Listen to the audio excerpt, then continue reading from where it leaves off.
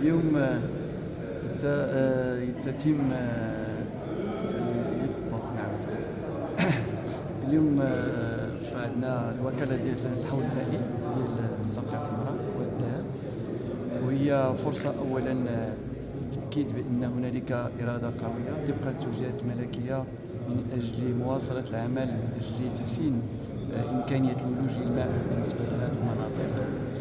وفي هذا الإطار فهنالك ما هو مرتبط أولا بمواصلة تحلية المياه وتقويتها في المنطقة، وهنالك بالطبع المحطة ديال الداخلة إن شاء الله اللي هي محطة اللي هي أول محطة اللي غدار الطاقات المتجددة والطاقة البديلة، واللي غيكون عندها وقع جد إيجابي على الساكنة في المنطقة وعلى الفلاحة إن شاء الله كذلك، لأن عندنا 5200 هكتار التي ستستفيد من السقي بفضل تحلية المياه.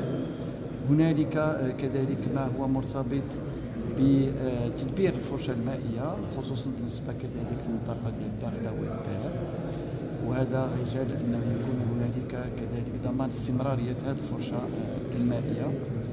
هنالك ما هو مرتبط كذلك بمواصلة بناء سد ديال الساقية الحمراء اللي وصل ل 75% إن شاء الله، واليوم عندنا دفعة جديدة مع مقاولة جديدة باش إن شاء الله ننهيو هذا المشروع الكبير اللي عطى جلالة الملك الانطلاقة ديالو في إطار نموذج تنموي جديد للأقاليم الجنوبية.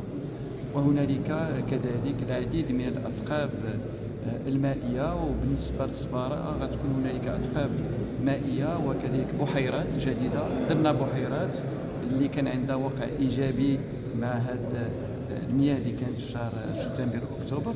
واليوم إن شاء الله غتكون كذلك اتفاقية من أجل تطعيم وتقوية هذه البحيرات لتجمع المياه واللي تكون عندها واحد الوقع جد إيجابي بالنسبة للماشية وكذلك بالنسبة للفرشة المائية.